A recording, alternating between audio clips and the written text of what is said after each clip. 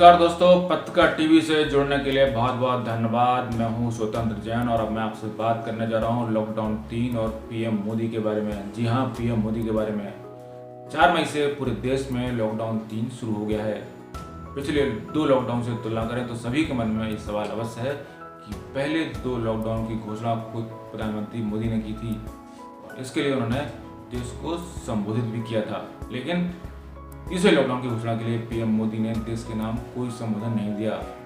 तो आइए इस सवाल का जवाब तलाशने की कोशिश करते हैं कि पीएम मोदी ने क्यों नहीं किया तीसरे लॉकडाउन की घोषणा के लिए देश को संबोधित। सूत्रों की माने तो इसका पहला कारण हो सकता है तीसरे लॉकडाउन का अपना खास स्वरूप। आपने गौर किया होगा कि पीएम मोदी ने जब भी देश को संबोधित किया है तो तभी किया है जब पूरे देशवासियों को एक ही बात समान रूप से समझानी हो और जो सभी पर समान रूप से लागू होती हो। लेकिन लॉकडाउन 3 में छूट और सख्ती की घोषणाएं सारे देश में एक जैसी नहीं है। लॉकडाउन 3 में देश को 3 भागों में बांटा गया है। ये 3 भाग हैं, रेड जोन, ऑरेंज जोन और ग्रीन जोन। इन तीनों जोन में लॉकडाउन समान रूप से लागू भी नहीं है। किसी राज्य में रेड जोन अधिक है तो किसी में ग्रीन जोन, और ये सब कोरोना वायरस मरीजों की उस क्षेत्र में संख्या के आधार पर स्वास्थ्य मंत्रालय और गृह मंत्रालय के द्वारा तकनीकी और प्रशासनिक आधार पर किया गया है। ग्रीन जोन में छूट तो दी गई है पर काफ़ी सावधानियों के साथ। ऐसे में अगर पीएम मोदी छूट की घोषणाएं करते तो संभव है कि लोग उसे पीएम की घोषणा मानते हुए अति उत्साह में बड़ी मात्रा में घर से बाहर निकल सकते थे, जो कि कतई भारत सरकार की मंशा नहीं थी। इसलिए लॉकडाउन 3 की घोषणाओं को बड़ी सावधानी के साथ गृह मंत्रालय के नोटिफिकेशन के जरिए जारी किया गया। दूसरी बात है कि पीएम मोदी जब भी देश को संबोधित करते हैं तो ऐसे मुद्दे पर करते हैं जिस मुद्दे पर पूरे देश को एक साथ जुड़ना हो, एक मुद्दे पर सभी का साथ लेना हो, देश के सभी नागरिकों से कोई आह्वान करना हो, जैसे कोरोना वॉरियर के स्वागत में बर्तन या ताली बजाना, या फिर कोरोना से जंग में एकजुटता दिखाते हुए दीपक जलाना और रोशनी करना। तीसरी बात है कि पीएम मोदी तब देश को संबोधित करते हैं जब पूरे देश को कोई काम ना करने के लिए ताकीद करना हो, उस पर जोर देना हो, जिससे लोग उस बात की गंभीरता को समझ सकें, क्योंकि लोगों को किसी काम को करने से रोकना ज़्यादा बड़ी चुनौती होता है।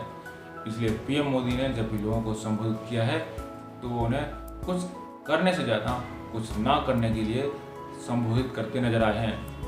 इसलिए इस बार पाबंदियों से ज़्यादा मामला छूट का है, इसलिए भी शायद पीएम मोदी ने देश को संबोधित नहीं किया। चौथी बात, अब लॉकडाउन राष्ट्रीय न होकर स्थानीय बनने के साथ साथ एक प्रशासनिक और रूटीन मसला भी बन गया है। प्रधानमंत्री मोदी पहले भी कह चुके हैं कि कोरोना से लड़ाई लंबी चलने वाली है। इस बार की मन की बात में उन्होंने साफ कहा था कि अब कुछ चीज़ों को हमें अपने जीवन का हिस्सा बना लेना होगा, जैसे 2 गज की दूरी है बहुत ज़रूरी, और इसके अलावा उन्होंने यह भी कहा कि अब हमें मास्क को अपने जीवन का हिस्सा बना लेना होगा।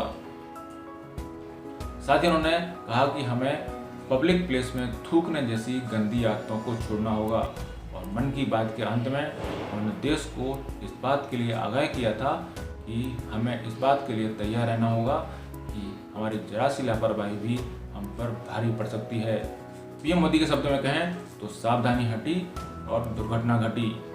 और जैसे कि उदाहरण हम देख चुके हैं, 4 तारीख को शराब की दुकानें खोलने के साथ ही सारी पाबंदियां, सारी सोशल डिस्टेंसिंग की धज्जियां उड़ गईं।